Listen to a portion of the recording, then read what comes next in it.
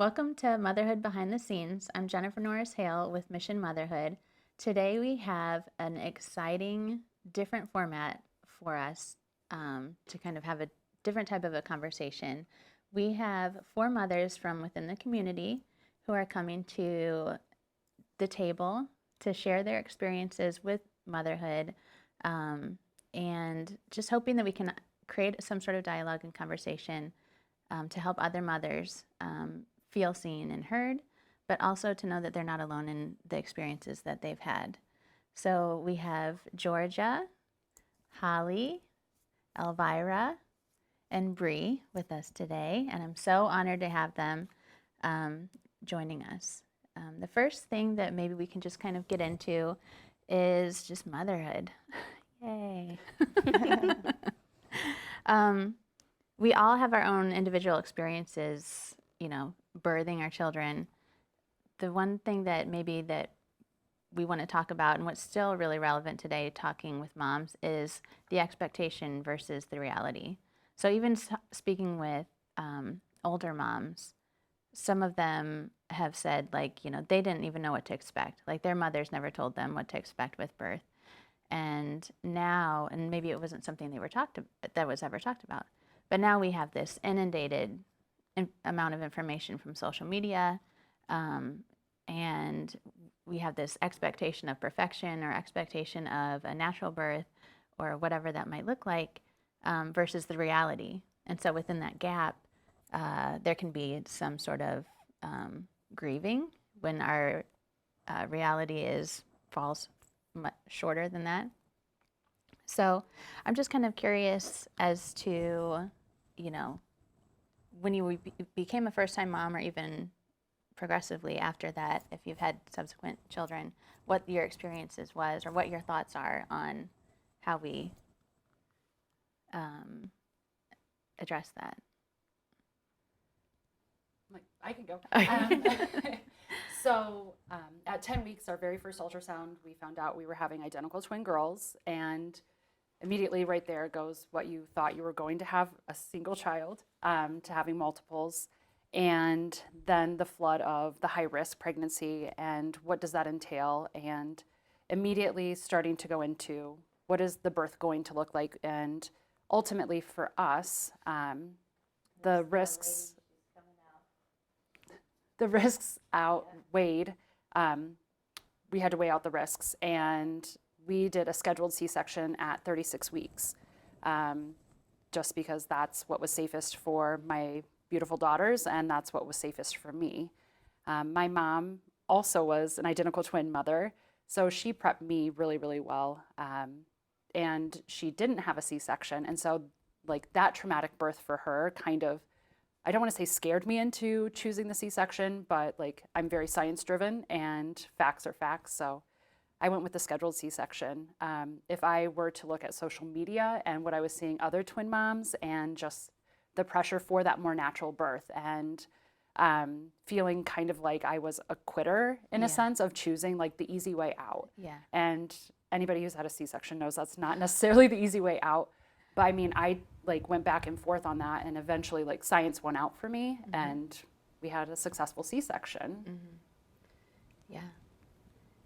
I would say even with my oldest, because my oldest is going to be 13 this year, the conversation has not changed so much, even in 13 years, because social media 13 years ago was kind of new, but at the same time, the pressure of perfection was kind of winning out on everything. And I don't know, we have, some younger girls here. what is the influence of social media, or just even outside influence on your what was it on your expectation?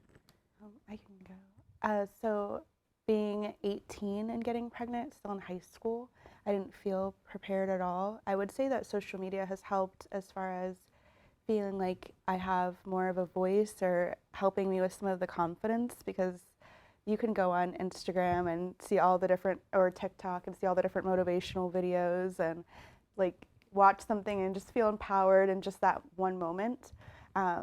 But before that, I felt very scared. I don't know, I was really afraid of failing my kid, I think. And it's because I was so young, and I'm in high school, and I don't know what's going to happen with the father, with the relationship, with anything. And I think it was very scary to me, to the thought of bringing my child into a broken home or one parent household, or not a two-parent household like I was raised in, and just the different things that can come with being, an only child, or having a single parent as your parent, and how close he would be with his father, things like that were all just like kind of taking over me.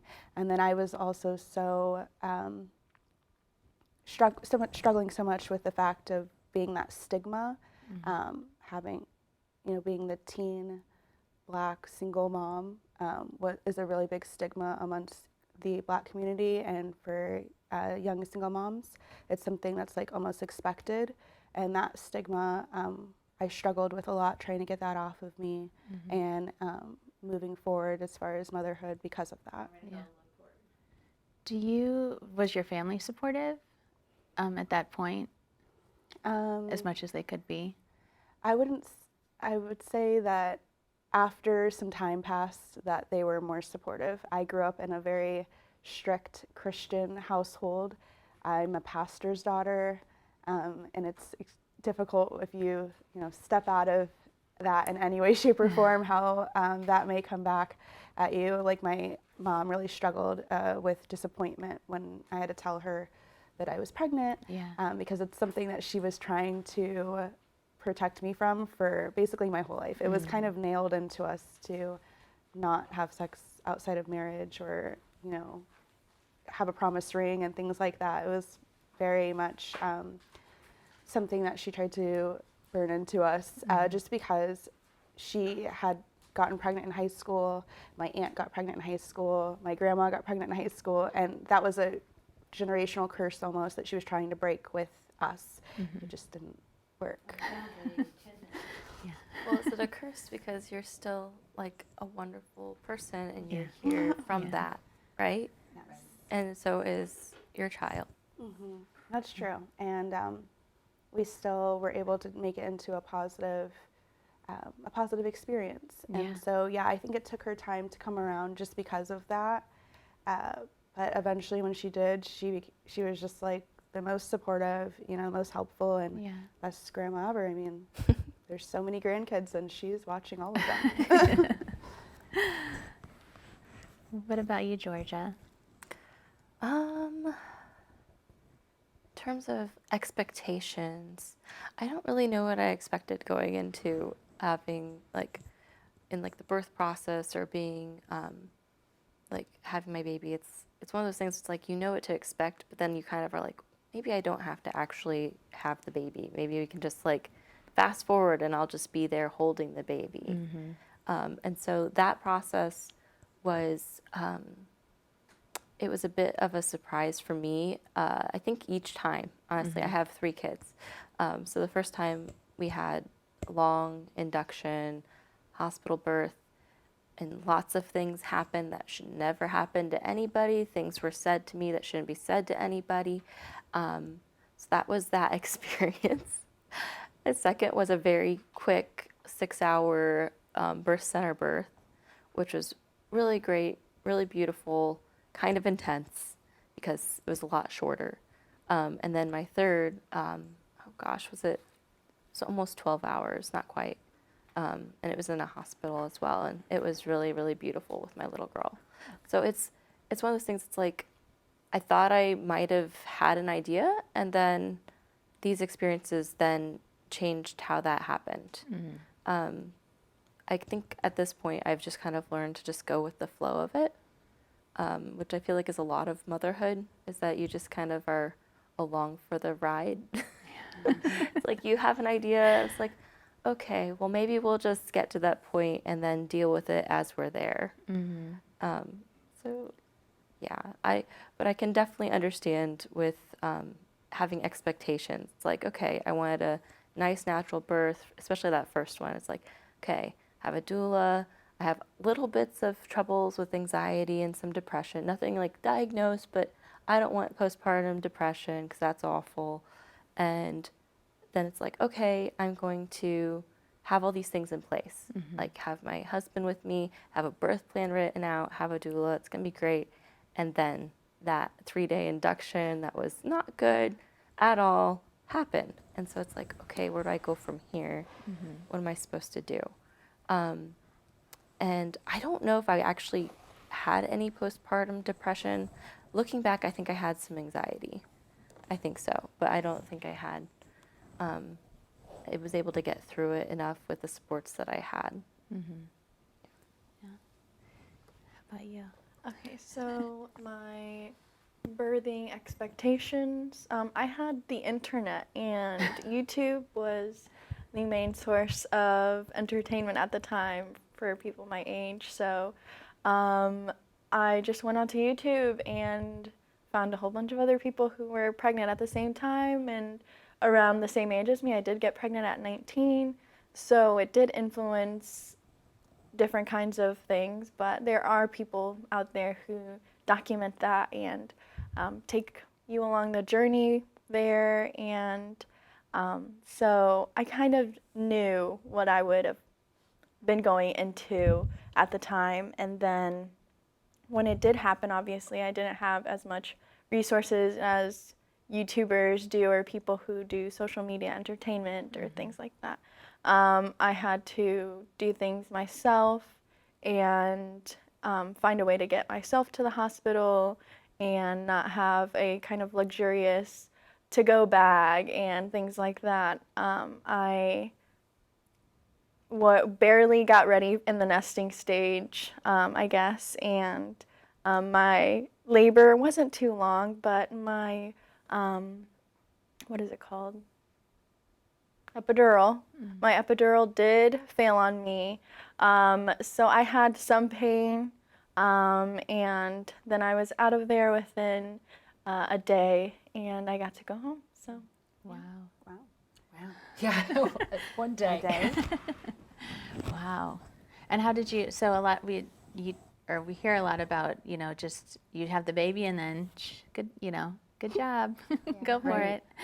And there aren't really so many supports either as far as for new moms, young moms, all moms. When I had my first and through the fourth, each baby's different. You're not prepared. You think you're prepared.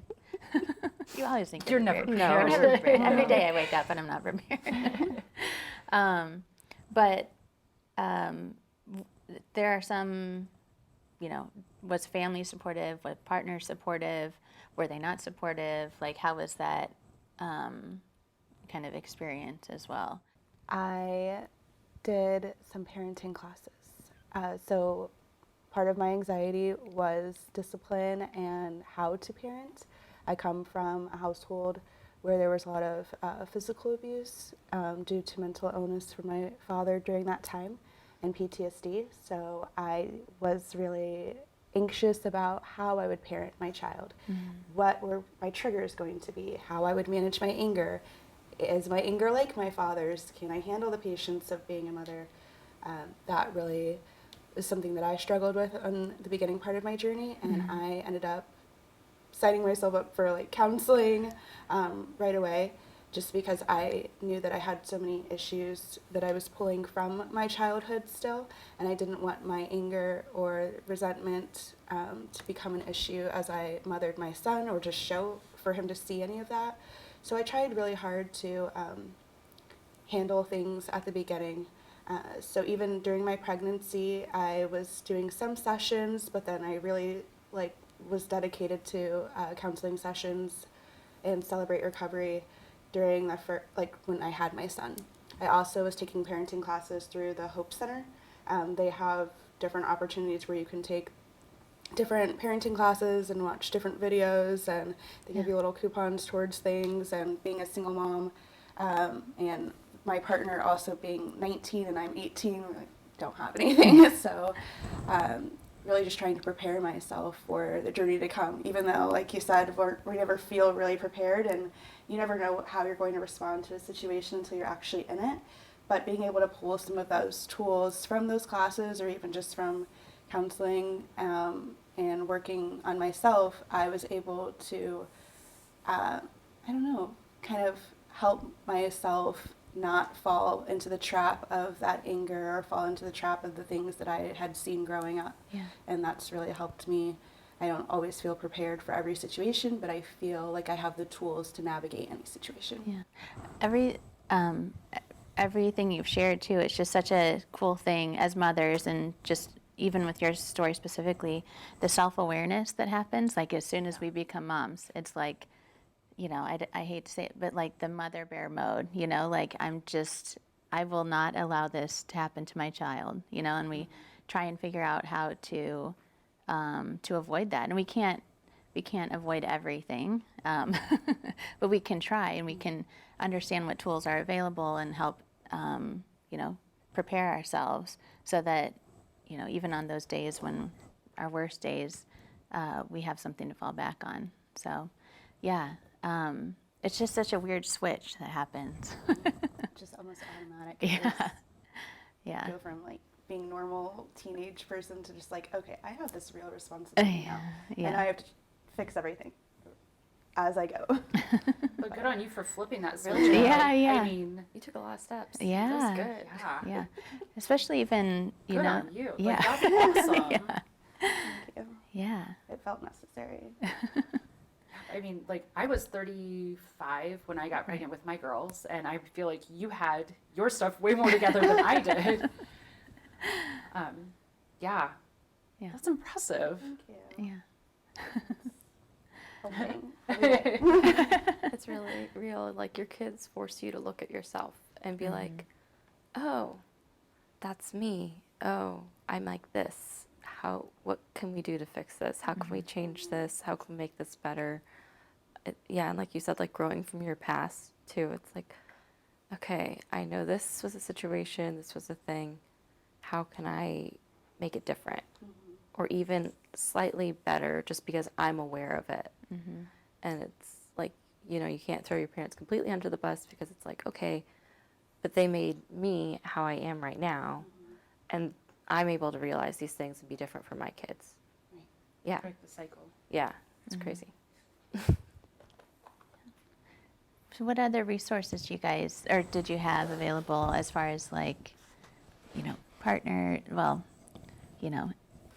I needed, I'm like, I needed all hands on deck. yeah. My girls were born in 2021, and COVID was still very rampant. And my partner was diagnosed with COVID 3 days after we brought the girls home. So clearly COVID positive in the hospital. I just had major surgery. We have premature babies. Thank God they were healthy. And he was so bad that he was in the hospital for 3 days. And then our 6-year-old who has Down syndrome, he also tested COVID positive. But luckily, young kid was thriving, just needed to sleep, which was a blessing. But so we had a COVID positive all over, and I have my preemies. My mom, thank God, extended her stay with us so she could help. I ended up testing COVID positive. Our girls never showed symptoms, but I mean, resting after a C-section wasn't an option. It was fight or flight mode, and you just had to fight it. But yeah, it was a lot. That is a lot. It was a lot. Oh my Yeah. gosh. But I mean, we made it through. I don't Yeah. remember the first year with them, but Yeah. because it was just survival mode. But yeah, Yeah. it all worked out in the end. Especially But I too- mean, I needed my family. Like, Yeah. And once he was able to be around the babies, like he was there. Like I have a super supportive partner. That's good. You saying that story reminds me. So week 2 after having our youngest, so she's 3 months old now, we got the lovely stomach flu that went through. It was like, gosh, so that was week 2. It was the end of January, beginning of February or something. And yeah, so everybody got the stomach flu in my whole house. Pukapalooza. Yes, it started. Luckily, it was kind of a blessing. It started with the 1-year-old, and then we're like, well, maybe it was a fluke. Maybe he just ate something weird. I don't know. Maybe he slept too hot because he's weird. I don't know. And then the next day was fine, and then the day after that was me and my husband, and then the 3-year-old. Luckily, she was fine. But 2-week-old baby, Everybody's throwing up. And that was the week that we decided to set up the meal train. So we have tons of food in our fridge. And we're all like, got any more crackers, Mom? So, yeah, I relate to that because it's like, okay, I don't know. We got through somehow. Like the people dropping off food. Yes. It's like a godsend. Yeah. Yeah. Like people just door drop it, and it's like, okay, that's like one less thing that you have to Yes. worry about is like, okay, what are we having for dinner? Which is the dreaded question that I feel like we get Oh, every yes. single Every day of our day. lives. Yes. So yeah, that's helpful. Oh my gosh. It is good. That is a good support. It's one of those ones that you don't know if it's going to crop up, or I feel like there's like kind of a pressure, like you're not supposed to put it up for yourself. Right. It's like, oh, you shouldn't set up a meal train. You shouldn't be like asking for food. Like, why not? Yeah. Why can't we ask for help? Like, that's, I think, the biggest thing with being a mom is like you get humbled into asking for help because you need it. And it's one of those things that I think coming home with my first, I kind of expected my friends to be coming more and like to be asking me, how am I doing? And like, oh, can I see the baby? And like all these things more. And it was like radio silence. Like they were trying to give me my space, I think. And also I was the first of the friend group to have kids. Yeah. And so it was like awkward. Like they didn't know what to do. But then I was kind of lonely because it's like, okay, I'm here with my kid. And I'm just here nursing my kid. And I'm just here changing my kid's diaper. I guess I'll go call my grandma. Like, because you don't want to be like bothering your friends and be like, well, how's your life? Yeah. Or be like, you should ask me how I'm doing. Like, you don't want to say those things. But I kind of wish there was more of that support, that people weren't just afraid to be like, oh, I don't know. I don't want them to feel pressured in any way. It's like, no, that was before the baby was born that I would be bothered with that. Now we're after, and where is everybody? Yeah. Just take my baby so I can go take a shower. Right? I totally understand that. I feel like my battle was feeling like I couldn't ask for help because I'm like, okay, no, I have to prove this point that I can handle it, that I can do this. I got myself into this situation, and now I'm going to be successful at it. I'm not going to ask for help. So yeah, but then experiences humble you into like to the point where you feel like, okay, obviously there's no other option other than asking for help. And that's what, I mean, night terrors is what got me. I could, get through the day and be fine. And my mom's like, hey, do you need anything? Nope, I'm good. We're good. Like, I just keep chugging along because I'm trying to prove this point to myself. But when the night terrors started happening and he's like literally asleep but screaming, crying in your sleep, and I can't wake you up because you were already asleep, that's what got me. Yeah, and I couldn't make it stop. I'm like crying, and my mom was like coming over and getting us in the car and just driving in circles until he falls asleep. And that's when I knew, like, okay, sometimes it is okay to ask for help, and you're still going to be a great and successful mother. You're still going to be able to get yourself out of circumstances and be okay, but it's all right to ask for help for just that little extra bit of strength when you have nothing left to give. Yeah. And so Exactly. I like what you said about getting humbled. Like, it really will humble you It into does. taking on that help. But I totally feel you with the friends thing. I'm the type that was just coming to brunch, coming to dinners, coming to lunches with my kid. They're like, oh, yay, we get the baby. Yeah, go ahead, get him. Yep. Because I'm not coming without him. Yeah, exactly. So people just got used to that, I think. But it does get hard with checking in. I feel like that's good though, because I don't know why. I feel like maybe because COVID also changed things too, with people bringing their babies out more. But I feel like people just aren't used to seeing them. Yeah. Like I remember one of the first times I took her to the grocery store even, and everybody's like, oh my gosh, it's a new baby. And I'm just like, do you guys not see babies? Okay, maybe you don't. Okay, It's been a while. I'm like, well, here, she's really cute. You can look at her. Just don't breathe on her too much. My last youngest is 2021. So we've all had a kind of post-COVID babies. And your daughter's 3? Yes. So was she COVID? Was she born? A little bit before COVID. Okay. So, in the infant stage, yes, COVID happened. It was a year afterwards, though. So that was pretty. She was still breastfeeding and everything. I breastfed her.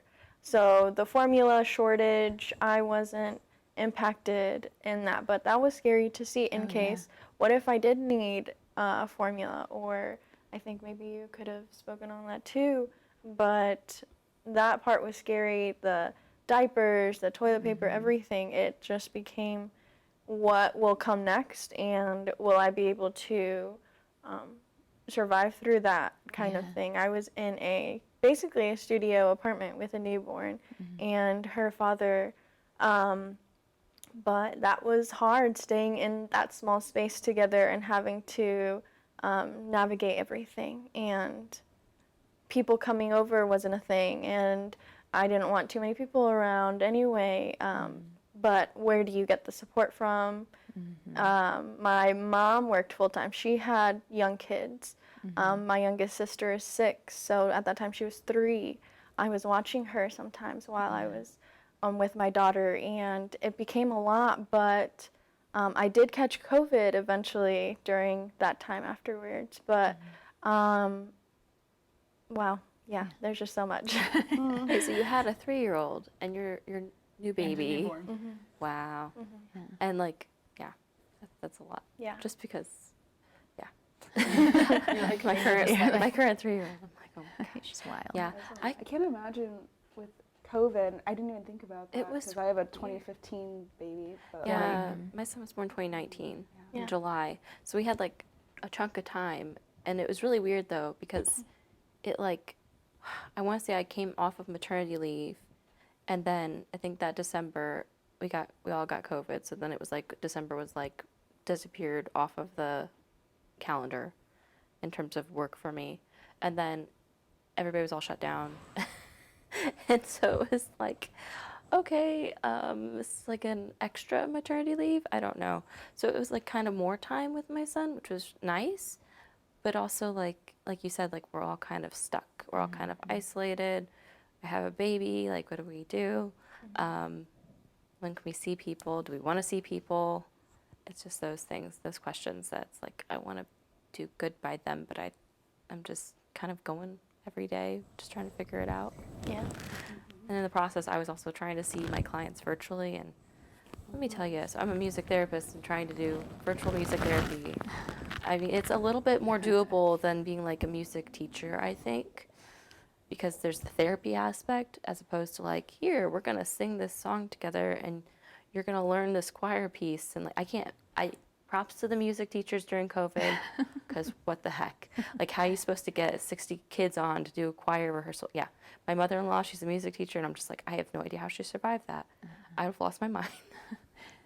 From a parent's perspective, there was a lot of videos like, hey, check out what's, take a look at this video, or make your own instrument and things like that. But yeah, I don't know how teachers got through that time. I don't know.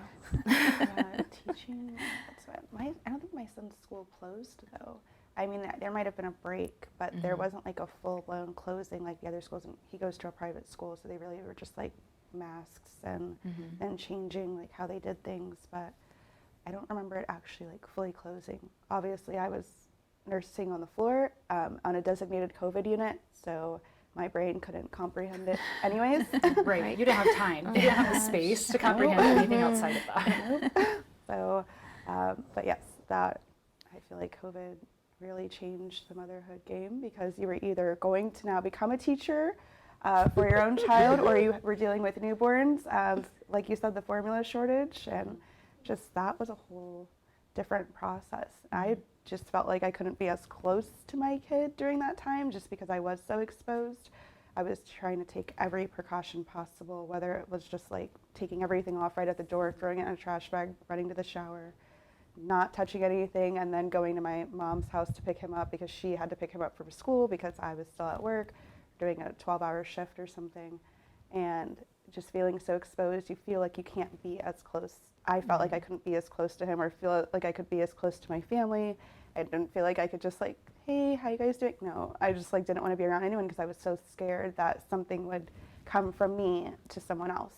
Right. And somehow I never got it, but Maybe you're immune. Yeah, earlier you were talking about how you don't remember the first year because it was just survival mode, and I feel very much the past 3 years have been just survival mode. Like, how can I not remember, how can I remember so much about my two oldest and not so much about my 3-year-old? Like, I don't even, he was, in 2020, he was a year old, or yeah, and that's just a blur because I was teaching, I was trying to, I remember when they said the schools were going to close, and like all of a sudden, it's just like, like where were you when? Right. Like, on the news, the schools are going to close, and I'm like, oh my gosh! Like it was just, what are we doing? And I know that sentiment is, everyone has had various experiences with that, but yeah, it's been a crazy few years for sure. I'm like, through that though, the biggest lesson was boundaries. Like I learned so much about like healthy boundaries, being a full-time working mom and running a nonprofit. Like you were just, the grind is always on. Your phone is always on. You're always available because, what if that donor reaches out or whatever? And then literally being in your house with your family, you kind of reassess the situation and be like, oh, well, like I'm not the mom that I want to be. I'm not the partner I want to be.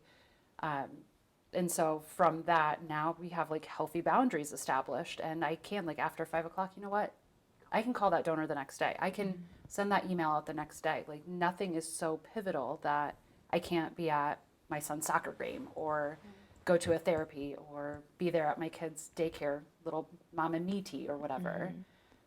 So I mean, some good came out of that for us. And I can speak for my whole family on that aspect, but like the boundaries that we learned in a healthy way and how to express that in a healthy way was huge I feel and like, life-changing. yeah, that's so true. I feel like it made people reevaluate a lot Most in definitely. in terms of especially like jobs and like you said, availability and like what they want for their families, for their lives.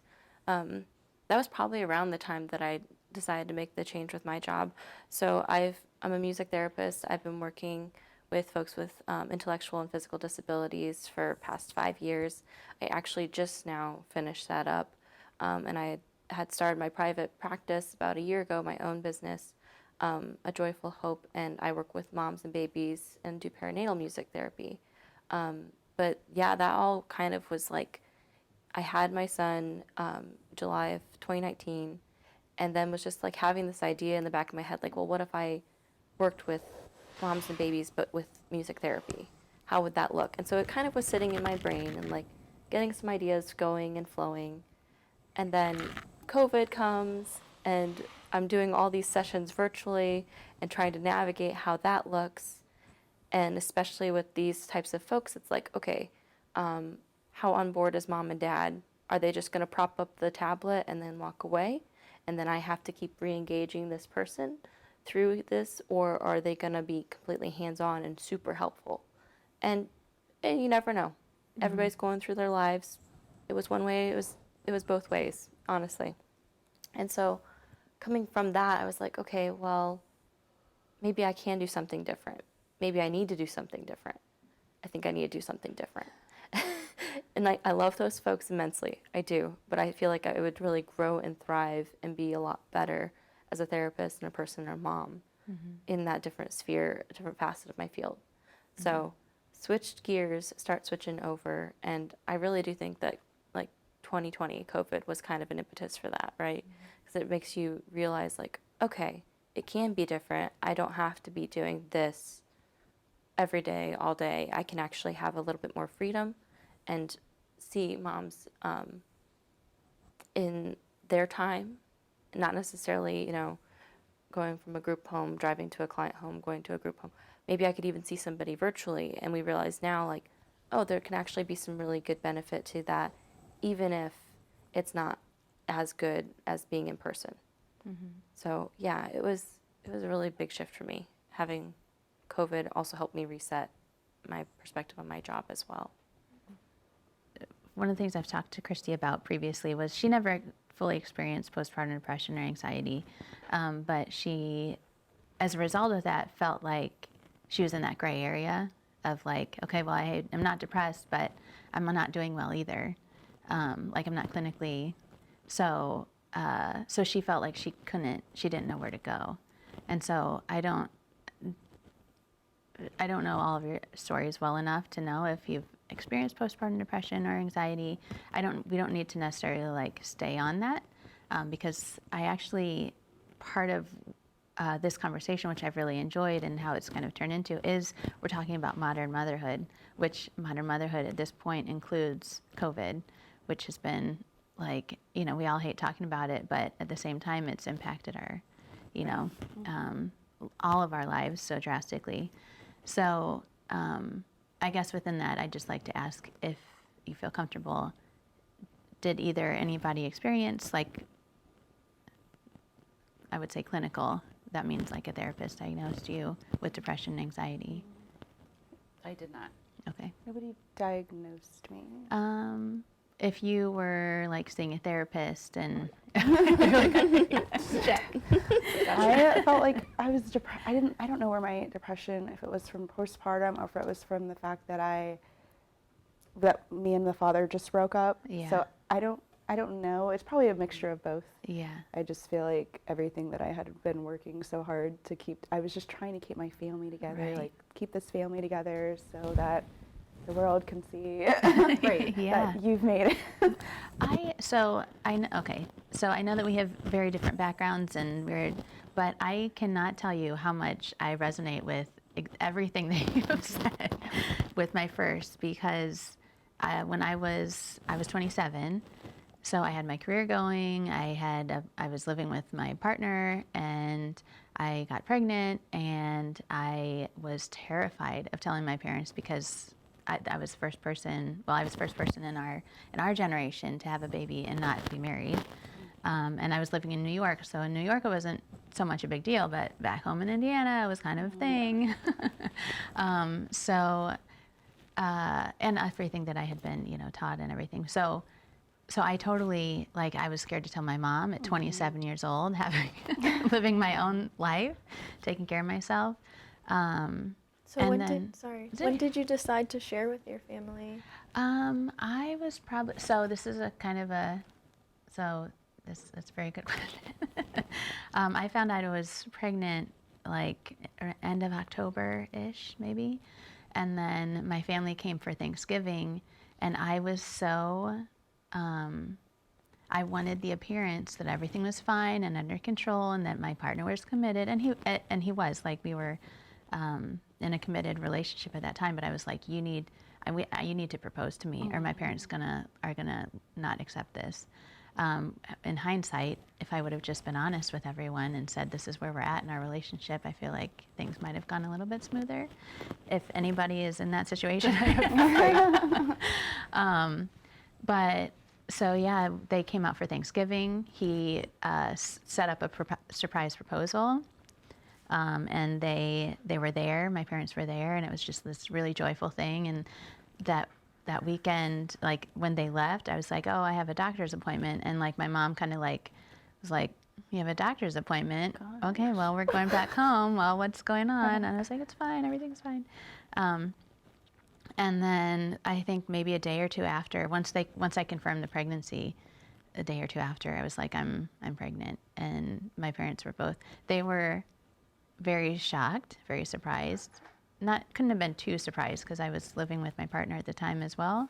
But my mom was kind of speechless, and then she called me later on her way to get ice cream. She was like, we're gonna have ice cream to celebrate that there's gonna be a baby or something. And I was like, oh wow. But it's been around. My mom and I have a very complicated relationship, so it's not all getting ice cream. It's not ice cream and Sundays. That she responded that way. Yeah, but she's. No, I mean, did not she's. get that. Yeah, she's all about the grandkids. Oh. But within that, I totally like. I think we all, if we're in this situation where 50% of pregnancies are unplanned, right? So no matter what age we are, they can be unplanned. And so, and a first pregnancy, a second, whatever, it comes on like a freight train. Like there's no stopping it. There's no stopping it no matter what. You have choices within that freight train of when to get off, but you have to make these very difficult choices. And so, like, it's something that my coping mechanism was to make sure that everybody knew everything was okay. Like, I got this, I'm career-wise, da da da da da. And that's essentially what broke me when I was having postpartum depression and anxiety, was that I was so far from okay when I got pregnant, and then just having that layered on, and then meeting everyone's expectations, like after that became very difficult up to like 2 years postpartum with my first. And so even though my partner was supportive, we had a good relationship, but it just wasn't, the best relationship for both of us. So, yeah, I think anyways, I resonate a lot with that, even though we're just two girls sitting here. I understand the pressure of keeping it together for your family. But also when I did eventually, like, burnout is, Yes. burnout was the term, and moved back home and kind of got reestablished. Like, that was difficult. That was difficult for my family because they were like, what's going on? Like, I thought everything was fine. Like, everything wasn't fine. And so that was a big transition. But there can be so many masks, even today, like, even on social media, like, so many masks that we wear as moms, whether it's in a boardroom or whether it's at work or with our families still. And just part of, this concept and the conversations about motherhood is that we have to create these safe spaces and these opportunities to talk and share our stories, because it's not all about, saving face anymore. It's about kind of like coming with our authentic selves. Like, now you have boundaries, and like people are going to respect those boundaries, like should. Well, they do. They do because I'm very like that. That is what keeps me like okay. Right. Because I felt very overwhelmed. As mothers, we have so many balls that we're juggling, and like with social media, like that added layer of social media expectations, and like making sure everything is perfect, and very type A over here, and like being okay that it's not okay was huge for me. Yeah. And then setting those boundaries, like that was the final straw. Like, I had to have that. That was, if I didn't have that, I think I may have been clinically like diagnosed with anxiety. But I think like having those boundaries is my safe space. Yeah. The and also just the constant like work. So choosing to work, like again, when I had my first son, and consequently I threw myself into working, and I again added that as a barrier. But I also enjoy working. Like, there was me working because I wanted to kind of like keep that barrier and try and figure out, that was my safe space to try and figure out what was going on through this transition into motherhood. But also, like, it's safe because I'm getting people saying that I'm doing a good job. Whereas moms, we don't get that. We don't get that from our family often. We don't get that from our partners often. And we don't get that from society often. So there were a lot of benefits to going back to work for me socially, but at the same time, I didn't have all that to say. I still have very difficult time, like boundaries with emails and that sort of thing. Getting better, but because my mind is just always going, like constant. So it's even hard for me to, I don't know, stop. Agreed. So I haven't had any official diagnosed like postpartum depression, anxiety, anything like that. But I know I experienced a form of, actually, while I was pregnant, so it's not postpartum rage, but like prenatal rage. So just being extremely angry and just feeling like the anger is like sitting on me, and all of a sudden I'm just embodying it. And most of the time it came out towards my husband, because he was a safe person, a safe space that could handle it, even if it's not fair. Right. And so I was actually pregnant with our daughter, and I was realizing, oh, I've actually experienced this postpartum with one of the boys before, but I didn't realize what was happening because it faded away. So it must have been all the lovely hormones we get. But rage is interesting because anger is usually something else. usually fear drives it. And so realizing, okay, what am I afraid of? Like that sort of helped. But what really helped more was my midwife being like, hey, have you considered maybe considering a medication of any sort? And I had toyed with the idea for a long, long time. I've tried supplements. I do all the lovely essential oils, made other lifestyle changes and choices. I was like, you know what? Let's try it. And it was really simple. She prescribed it for me that day. I started taking it. Now, those symptoms were not so fun. The first week was like, oh, great. But the changes after that, it was a lot easier. I think the biggest thing that happened that I did not expect was a space between my reaction to something that happened. There was actually a space there. So instead of, oh, somebody says something and I get mad, or something happens and I just cry, I have a minute to pause now. And it kind of blew my mind because I was not expecting that. Because, it's like, okay, I'm going on this medication that's altering my brain chemicals. This could be kind of a big deal. Hopefully it makes me feel happy. I don't know. And so then it's like, oh, no, I have this space now. That was really refreshing, a refreshing surprise. Yeah. So, and it really did help with me with handling my emotions, and then also realizing, okay, I don't have to step into this rage, and then also realizing what's beneath it, that anger. Yeah. It all kind of came together and has been better since then. But yeah, it was kind of crazy. It was not good. The rage just comes up a lot, and I have experienced that myself. I just, irritability is the trigger. The nice way to say it. But yeah, with medication too, it is it can be like a very daunting, like, I don't need medication. I am, this is fine, everything's fine. Right. The stigma comes into play again. Yeah. Yeah, and I remember specifically too when I took my medicine, or when I first started taking medicine after just completely running myself into the ground, that I could hear my thoughts. Like, my thoughts were so loud. So for my anxiety, it's just my things are so loud. And like, I could actually hear and process a thought from beginning to end. And like, when I actually strategically thought through something, I was like, oh my gosh, I have prepared us for something. And so when you're realizing, it's just interesting when you realize that it's working, that it's like, oh wow. And then there kind of like is hope that it's not something forever, but it helps to get me through this season that we're in. Or maybe it is forever. I have, to each their own. Yeah. But I'm glad you mentioned medication, because that is a really important piece for mothers who are curious, or Yeah. experiencing it and feel shame. And there's no shame in medication. No, there is stigma with it. I mean, with my job, that's one of the things that I like to brag about a little bit with music therapy. It's like, okay, this is more holistic.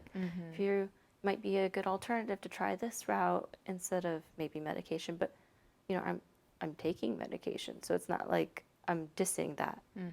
It's all, you consider the whole can live person, the whole together. perspective. Your brain is part of you, Yeah. so you need to make your brain healthy too. And so if your brain needs a little help with some of those extra chemicals and other things going on that your body's not able to handle right now, then that's good. Yeah. And that's Yeah, healthy. Exactly. So it's not like, oh, it's just a crutch. It's like, no, we all need, yes, we need something to lean on. But then, your therapy is a crutch. My vitamin D is a crutch during winter. Like, how do you want to view this? Do you want to view this as a negative crutch, or do you want to view this as something that's helping you get through? Yeah. Yeah. I appreciate that. Well, as we kind of like wrap up a little bit too, I want to go a little bit around. I'll give you guys some space and some time to think about either what you would say to a mom who has a new mom, or what you would say to yourself at probably one of your kind of like hardest moments. I'm going to think about it too. But I just feel like, well, with new moms, it's always, I saw a mom at a restaurant the other day. She had like 3 kids. It's like 3 under 3, maybe it's 3 under 4. It was crazy town. And it was okay. Like, you could tell she was getting stressed because her kids were all doing their own thing, and her mom was there, and her mom was very helpful, but you still feel like everyone's watching you, and, you know, your kids aren't listening to you. And so I was like, I didn't want to interrupt everything, but as they were kind of like waiting, I was like, I have 4, I get it, you know, you're doing a great job. And then her mom chimed in and was like, she's a wonderful mother. And I was like, I totally see that. And like, you could just, her whole day was kind of like made through just that kind of interaction. That's the thing. Yeah. Like, not like oh, your hands are full, oh, double trouble. Like, those kind of comments are not helpful. Like, I literally cried out going out of my pediatrician's office with my 2 little carriers because a woman opened a door, as opposed to the normal comments of like, the hands are full, all the comments that you get. Yeah. But just like looking at a mom and being like, you're doing great. Yeah. You know, like, we need to hear that. Like, that makes me almost want to cry just hearing it out loud, because we don't hear it enough. And like, that would be my thing to like the moms, is just like, know that you're doing great. And to anybody else that's supporting that mom, let her know, like, preach it, like, Yeah. yell it from the mountaintops literally every single day, every 5 minutes if you need it. Like, you're Yeah. doing great. Like, your body went through this amazing thing. You're super powerful. Like, Yeah. you're keeping humans alive. Like, come on. Yeah. But yeah, like, it's so huge just to hear somebody like tell you that you're doing well. And even if you don't agree, like, even if you think that for whatever reason that something could be done differently, or you have your own ideas of like how they should be doing this, like, don't say that. Still tell them how great that they're doing and how much effort you see that they're putting into. And then if you really feel like there's a lack in an area, fill the gap yourself. Right. Step up. Yeah. Especially if you can identify it. Oh, you're not doing something, like, no, you can do it. Great. Yeah. And new moms too, I think in that every time I meet a mom who's got within that 6-week window, I'm like, oh my goodness, this is brutal. I know it, like, but you're going to get there, and it's going to be okay. And you're doing a great job now. And in that 6 weeks, like, there's nobody who can tell you you're doing a great job and you're listening, but at least, but at least hearing it, like, hearing it and saying, okay, well, maybe I am doing, you know, maybe they'll think, well, maybe I am doing a great job. Maybe this is how it's supposed to be. And so if we're not getting that support from our families, then it's so important to get it from each other. Like, we're all moms in some capacity. So yeah, I love to, I don't like to like stare at people, but I love to like wait for that moment of encouragement with certain people. And then I think I guess this question was twofold, so you can take it however you'd like. And then that maybe yourself when you were at a lower point. And this came from a mom that I've worked with. Like, this is from Heather Gatson. But there is an after this. Like, it is not going to be this day forever, this moment forever. There is an after this. And sometimes I think I have this, like, lately, within the past few months, had this thought of, okay, how do I want to remember this moment? Like, when I'm 80 years old, do I want to remember, how would I like to be in this moment with my child? And so it really just kind of like brings you like right into that moment. If I'm thinking of this as a memory, like let me feel that. I don't know if that makes sense, but just trying to be in the moment to capture that for your future self even, because they are so fleeting and they're so exhausting, and they are brutal at times. But just knowing that moment's not going to last forever. So, You saying that reminds me of a quote that I just found this past week. It was probably on Instagram, I don't know. But it was, we have more time, you know, God willing, we'll have more time with our adult children than we do with our children when they're 18 and under. yeah. So that time is actually really short compared to the long term, you know, assuming that we all have good health and get there. But that also helps to keep it in perspective. Yeah. If I had anything to say to myself, it would honestly be the things you guys have already said. You're doing a good job, and it's all going to be okay. And okay, we'll just try again tomorrow. I often find myself saying that to my 3-year-old. It's like, you might not like me today. You're saying that right to my face. I love you, and why don't we try this again tomorrow, and we'll see how it goes. And for some reason, that just gives me a lot of hope. It helps me be like, okay, yeah, this is just today. It's not forever. Like, yeah, there's definitely hard moments where I call my mom because, wow, one of them just stopped crying and the other one started crying. What do I do? But you know what? There is tomorrow. And that gives me a lot of hope. I think what I would like to say to myself in a similar situation in parenthood, coming from like a abusive household and going into abusive relationships, is find your safe space. Do whatever you can to make sure you're safe and your baby's safe. And that might not be with family, that might not be with your friends, but you have to strive for it, because you're never going to be able to find it if you settle or you hold out that hope that people will change, because you can't guarantee that. Yeah.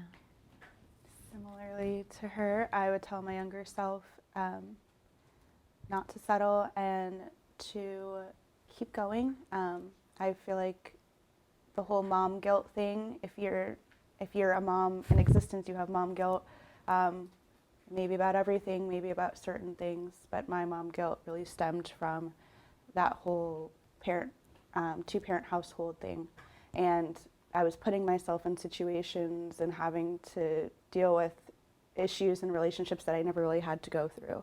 So I would tell myself to get out of it right away, to choose myself. And I'm always trying to put my son first, but if I had just chosen myself first in the beginning, that would have been me putting him first. I'm dragging him through having to see me cry and break down or be broken or be cheated on or see examples that he should never have to see or never be exposed to, because I'm thinking that I'm putting him first by trying to keep this family together, keep this relationship together, when in reality, if I had just chosen myself, my heart, my feelings in the first place, he would never have to go through seeing all of the damage that happens when you are trying to put everyone else first before yourself. And so it would be choose you. I would tell myself, choose you, and everything's going to fall in place as soon as you do. There's still going to be struggles, there's still going to be things that you deal with, tough conversations, tough emotions, but altogether, as soon as you choose yourself, things really start coming together for you and for your child, because you're putting yourself in the position to make things happen in the most positive way and with the most positive direction. Yeah. So choose you. Yes. That's awesome. Love that. And you even from the beginning, I think often when we find out that we're pregnant or immediately in similar situations, it's like, oh my, I'm not going to be enough. Like, I'm not going to be enough. I'm going to mess, like, baby's not even earthside. Right. And you're like, oh, it's done. Like, but if you have faith and give yourself grace and choose yourself from the beginning, then you pave the way for, that child's future and your future. So it's just a beautiful thing. So thank you for sharing that as well.